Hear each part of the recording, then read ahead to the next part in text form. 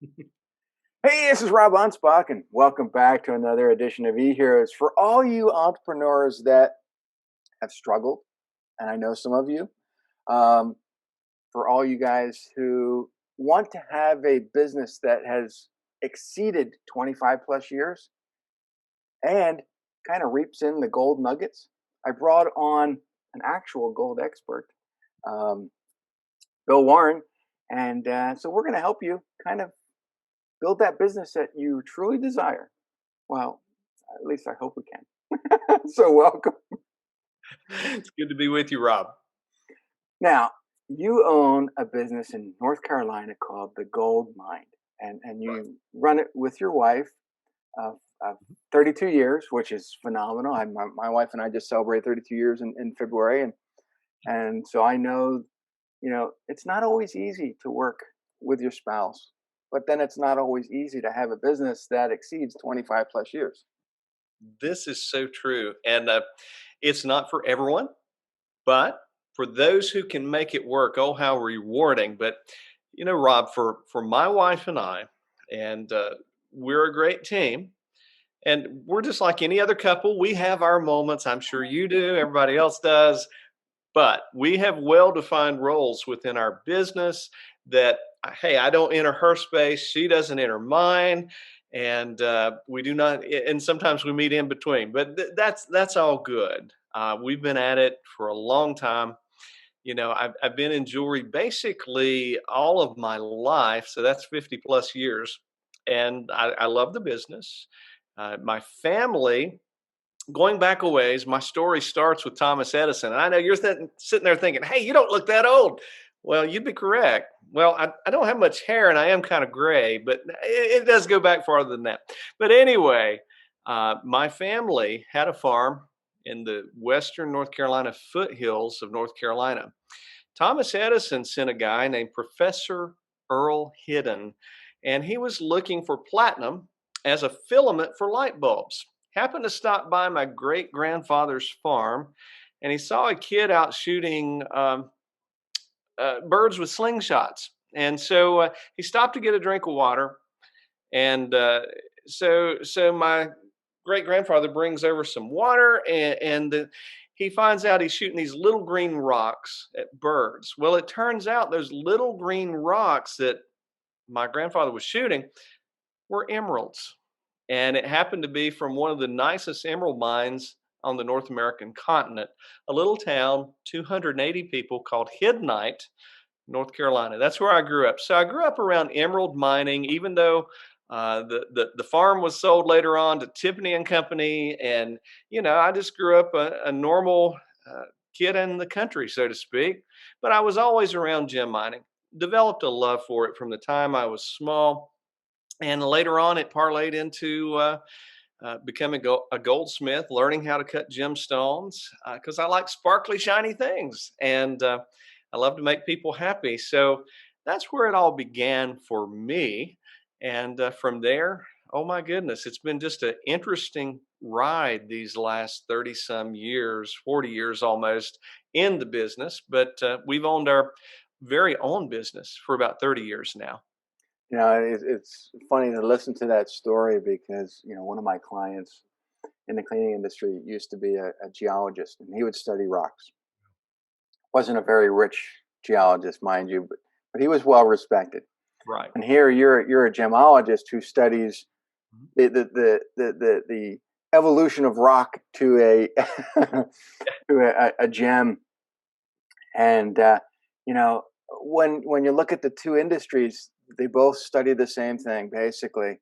One tells you where to find it. One then resells it but one's always going to make more money.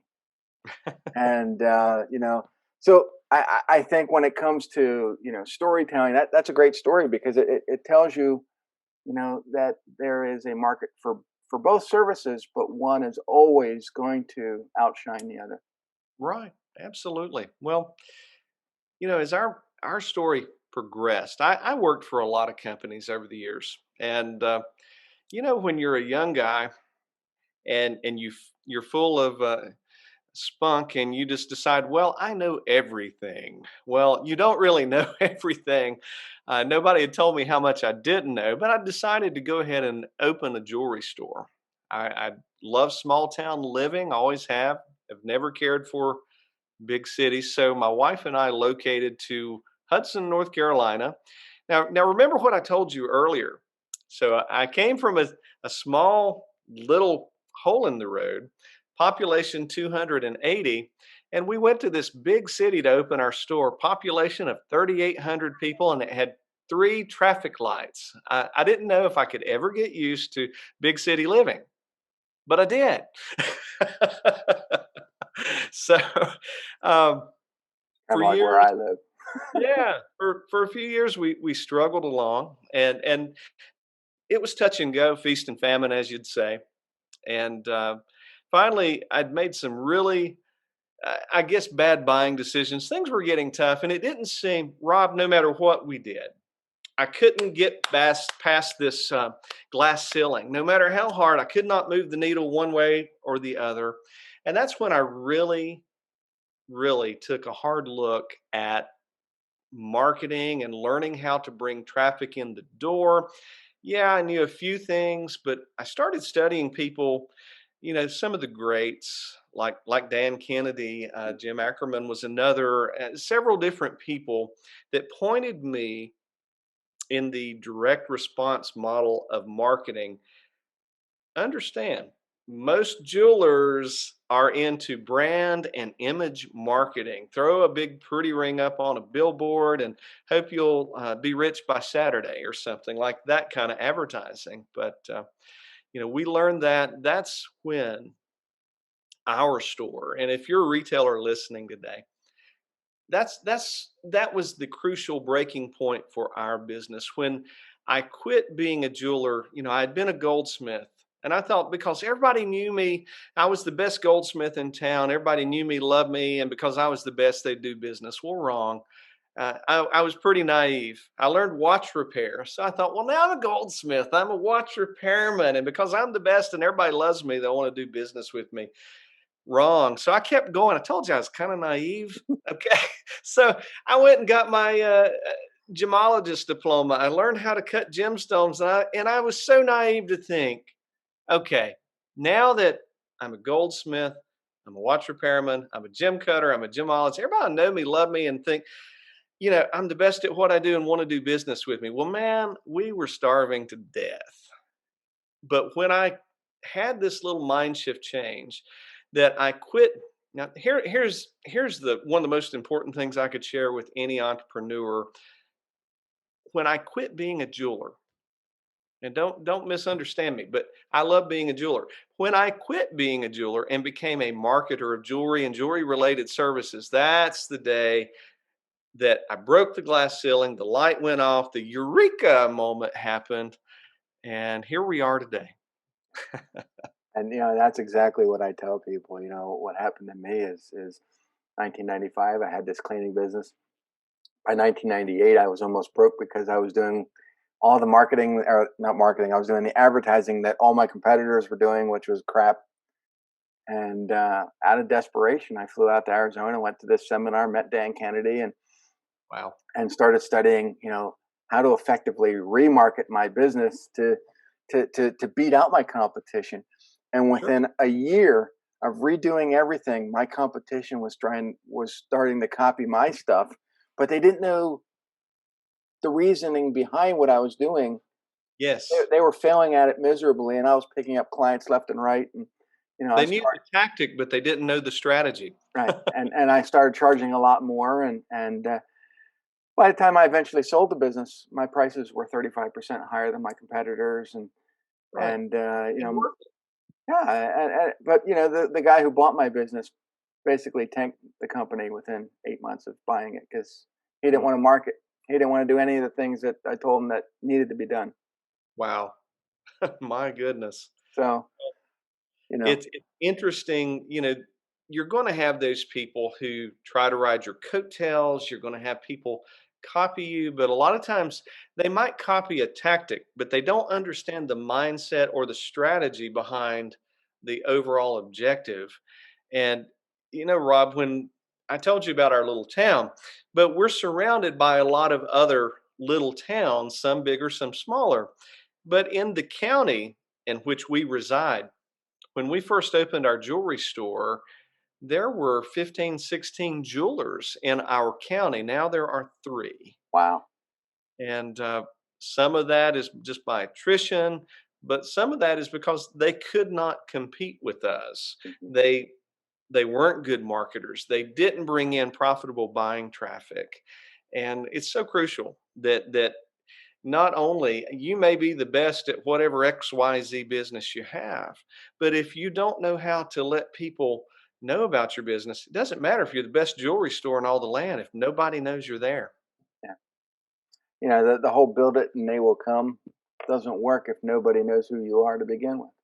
No, not at all. It's then you're back to being a starving entrepreneur. Great, you know everything. You know everything about your trade. You've gotten all these certifications. Great. What's it good for? Yeah. I always loved when Dan Kennedy used to say, I don't care what kind of alphabet soup letters you have beside your name. I'm sure I've got them, but it really makes no difference to the general buying public. Yeah. Really. When I had this cleaning business, you know, all these cleaners would say, "Hey, I'm certified by XYZ company." That's great. I took all those courses too. I ended up becoming a master textile cleaner, which said that I could do this, this, this, and this. But no, none of my clients cared. They didn't care about my training. They didn't care about this. They didn't. What did they care about? The result. Was I able to do something that somebody else couldn't do? Yes. Great. They're going to refer me to somebody else. Right. You know, and granted, all those awards, certifications, they all look great on a wall somewhere, but your customer is probably never going to ask about it. They're going to never ask you about hey, did you get a college degree from Harvard and blah, blah? No. Okay. No big deal. Clean my carpet. I mean, to me, So all that stuff was just fluffery. yeah, A- And, most people are going to respond to the marketing because, maybe they saw a testimonial of the friend. Great. Let's take that and let's add more testimonials to the website or to your marketing piece or, you know, those are the things that matter. sure. Yeah, it's just that crucial. And as you evolve as a entrepreneur or as a small business owner, what have you, uh, my great friend and mentor, Captain Jim Palmer, pointed this out a while back. Um, you know, the truth is there are entrepreneurs and there are small business owners, and they really are two different things. Now, a small business owner may have had an entrepreneurial flash at one time, and he started his business, but it stopped there. He thinks in terms of selling more and more, or opening a second location, and this and that. An entrepreneur thinks about selling systems. A business that may be able to be scalable and sellable later on down the line, and that kind of thing. So, interestingly, Bill Glazer, who I'm sure you're well aware of, Bill Glazer was another mentor of mine who I followed along with Dan Kennedy for years. Lee Miltier, Mhm. another, all of these people I count as great Well, and, mentors. and Jim and Lee, I've interviewed on the show before, and Yeah, great yeah, people. But they're all when brilliant. you start experiencing success like you have, like I have, people want to know about you and want to know, well, what's your journey been like? What has it, tell us about it. And the thing that I got from Bill Glazer was there is a business within your business. And later on, as I said, my friend and mentor, Jim Palmer, pointed me in the way of, hey, you need to be teaching others and instructing them. Lee Miltier told me the same thing a long time ago. And there's a business within the business that sometimes almost, if not so, eclipses the original business. Well, we started a mastermind group just for jewelers all around the world. Well, the U.S. to start. As of today, I had a jeweler in New Zealand wanting to sign on with me. That was pretty interesting. So, That is so cool. yeah, wanting to teach these success principles. And I consider myself not just a jeweler, not just a marketer of jewelry, but I'm a jewelry business optimizer.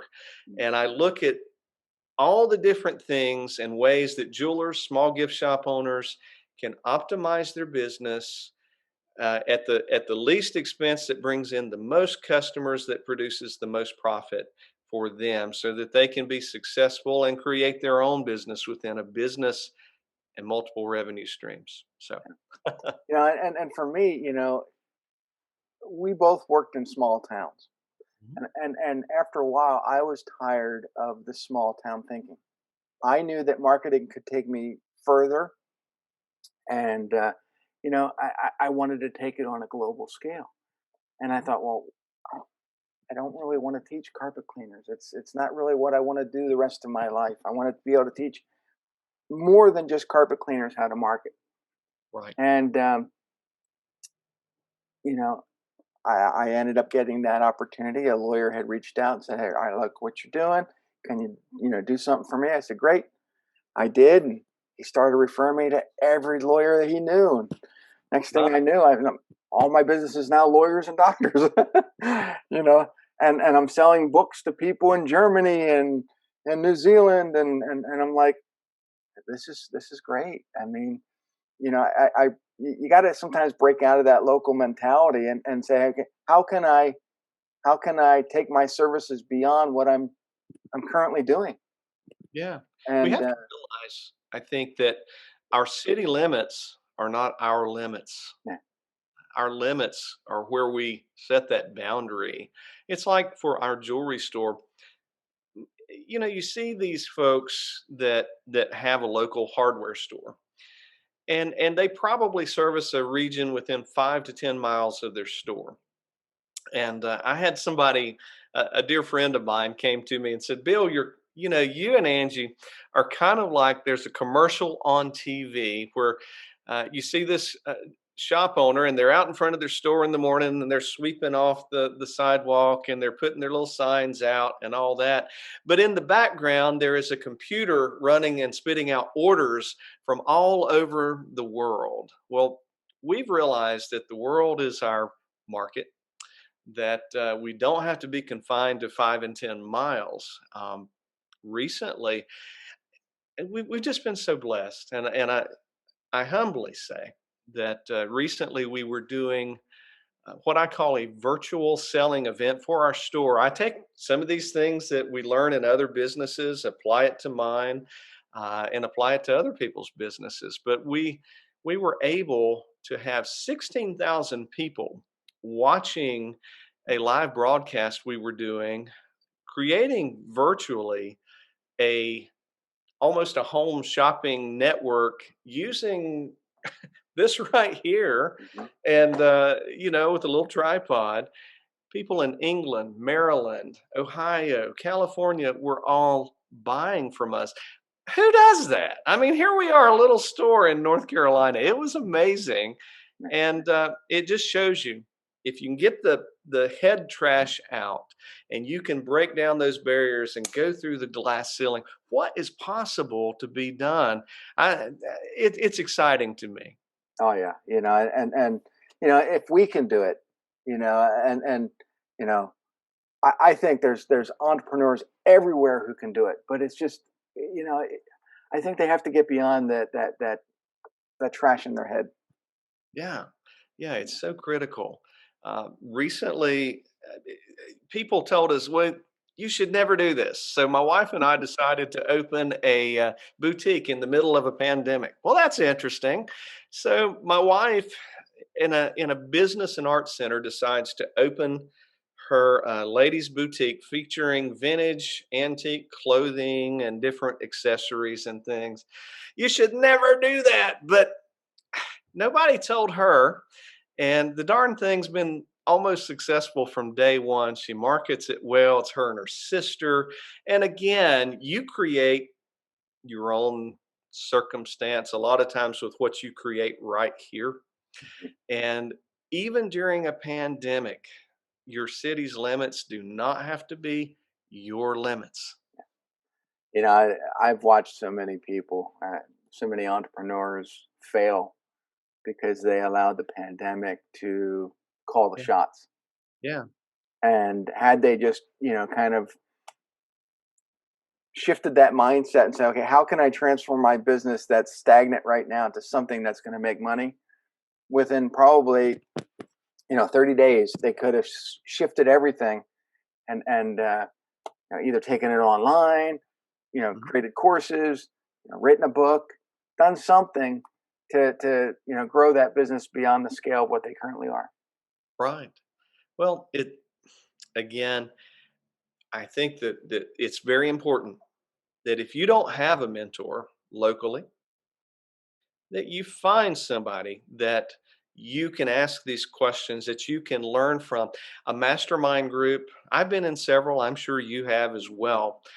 Some industry specific and some not. Sometimes it's best that you get out of your industry and learn from others. But I think, interestingly, Lee Miltier invited me to Atlanta a few years ago to come to, I think, is one of the Renegade series get-togethers. And one night, all of us went out to dinner. So I'm sitting at a table with the guy, and I'm just sitting here quietly, and the guy's on his cell phone, and he's sitting there talking, and I could tell a big business deal is happening. So Lee told me, she said, "Bill, this guy owns one of the largest, if not the largest, privately owned steakhouse in the state of Florida." I said, "Oh, well, nice. It's good to, good to be around that." While I'm sitting at the dinner table, the guy concludes a deal over the phone and buys 10 steakhouses in California.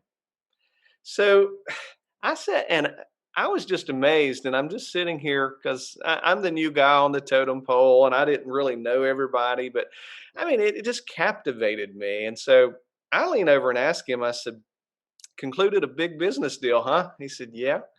I said, "Can I ask you a few questions?" He said, "Sure. That's what we're here for, to learn." And he says, I've got a large steakhouse in Florida." I said, "Yeah, I hear that." And I said, "You just bought some more, right?"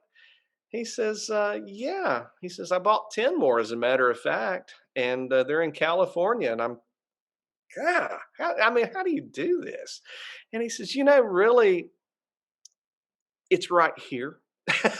And he said, once you've got one down, it's just duplicating the systems elsewhere and having the right people. Luckily for him, he had family out there that could help. But that was just another, for me, one of those rider downer moments in my career, and it just was amazing. It's very impactful. Well, speaking of writing down, you Yeah. know, 30 plus books, there has to be a system there. Yes, And, there does. so I think the whole thing is once you understand a system, all you have to do is repeat it constantly, you know. Um, the problem is entrepreneurs forget. They create a system, they think it's working, then they Mhm. look at something sparkly and shiny and, oh my God, that system I think would work better. They buy it, they completely forget what they just did before that's making them money. And this Right. thing now is losing them money. But instead of going back to the very system that started everything, they shop around to another system and another system. Yeah. Yeah, Well, to me, it's the whole shiny object syndrome. It doesn't work. Uh, I'm gonna be brutally honest here. I have been afflicted with that. Hopefully, I've been inoculated and I've built up resistance. I certainly hope so. But you know, I think having a good sounding board, whether it's a good coach, a good friend, or somebody from time to time, and you and I both. Obviously, you coach others. I coach others. I've got 50 people I'm currently working with, and hundreds of. You have better hair though. Well, thank you. Less drag, low resistance, but but but I think even at that, sometimes sometimes, even myself, it's easy to, you know, get your focus where maybe it should not to be with bright shiny object syndrome. So it's good that you have somebody that's a north star that points the way, that keeps you sound. And I know I'm glad to have a lot of great mentors in my life. One of the my favorite sayings lately is to keep everything stupidly simple. And people are like, "What do you mean stupidly simple?" I'm like, "Look, if something happens to you, something happens to a staff member, you need to have a manual that's written so plainly that Mhm. you pull someone off the street, all they have to do is look at the manual. Oh yeah, okay, I can do that, that, that, and that. You know, but we create these systems that are so bloated that it takes a rocket science to come in here and figure out what we're supposed to do, and then No, your business fails because the only person who knows how to do it is you, and you're incapacitated somewhere. right. Right. That's a great point. And it's something all of us entrepreneurs, business owners need to think is systemizing what we do. What happens when you're out sick? What happens if God forbid that you have to have surgery and you can't be there for a month or two? What happens if one day you want to sell your business, but the business is built around you Right. instead of built around a system? Yeah, great point, Yeah. Rob. Or you want to hop on your boat for a couple weeks and not have to deal with anything. You want someone in there that can still run things. Absolutely. And you need to get a boat, Rob. Yeah, that's I gotta get other things first. It's a great thing. I'll just hop on your boat or Jim's Okay, boat. come on down. Yeah. But yeah, we're planning on doing a road trip. Well, I wanted to do a road trip down through North Carolina into Florida, and but now the kids are like, I don't want to spend more than I have to with you, Dad. Just fly down. I'm like, do you want to go on this trip or not? You could do it my way. Well, it's certainly a worthy trip. North Carolina's a beautiful place. As are both Carolinas. Oh We're yeah, kind of in a unique position here in that we're at that part of the state where we're close to Virginia, we're close to Tennessee, Georgia, and South Carolina. We can be to any one of them in either a half hour to an hour, and yeah, it's beautiful. My wife and I love traveling. One of the statements that I make to a lot of my clients, and I work with jewelers, I work with retailers, gift shop owners, just different things. But it's so crucial that you create the ultimate business so that you can enjoy your ultimate lifestyle. Angie yeah, and I love to travel. We have a great time. She hasn't killed me yet, and we have a great time together. So it's crucial that, yeah, you have a master plan, that you systemize your business so that you can live yeah. your ultimate lifestyle. Yeah, and one of the things that I've done over the years is that as most entrepreneurs know, we work a lot of hours, probably way more hours than if you would just go work for someone else. And so, I've noticed that I was spending way too much time in front of the computer, not spending time with the kids, the grandkids, the wife, and so I started reducing my hours. And by reducing my hours to about 4 or 5 a day, I've been hyper focused on getting the work done that I need to get done, and I'm getting more work done in 4 or 5 hours than I used to get done in 12. Awesome. And so now I can, spend time on other people's boats. Or buy one of your own if you want Yeah. to. Yeah. So how do people get a hold of you? Where do they go? Is there a special website? Well, absolutely. There's a couple things. If you're looking for the jewelry end of things, my retail business, you would go to www.hudsongoldmine.com. If you're looking for help in creating your ultimate business to create your ultimate lifestyle, you can visit www.diamondbillmarketing.com. And you can always email bill@diamondbillmarketing.com. That's what makes Bill an e-hero. Not only because he has a cool boat that I have never been on, which I plan to, but because, he's been doing this for a long, long time. I think before even dirt was invented. So, he's learned the marketing lessons, and now he's helping people to kind of bring out those nuggets in their own business, which is great, I think. Thank you. Thank you. I deal with people on the retail end, I deal with people celebrating the happy moments of their lives and commemorating that with fine jewelry.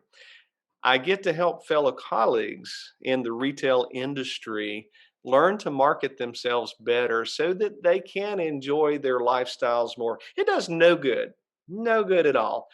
If you go to work every day, you're stressed out, you are just constantly sick. And trust me, friends, if you're listening today, there was a time in my career where I was not enjoying myself any longer.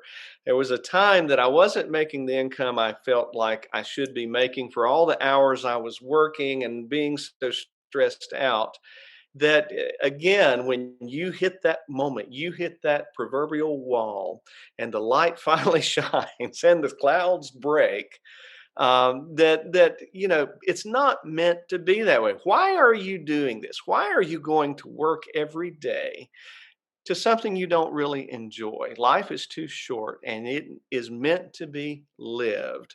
So live it to its fullest. Do what it is that you do to its fullest and enjoy it, because you're going to spend a lot of time working. Hadn't you ought to enjoy what you do? I can't top those words. So we'll see you guys on the next episode. Adios.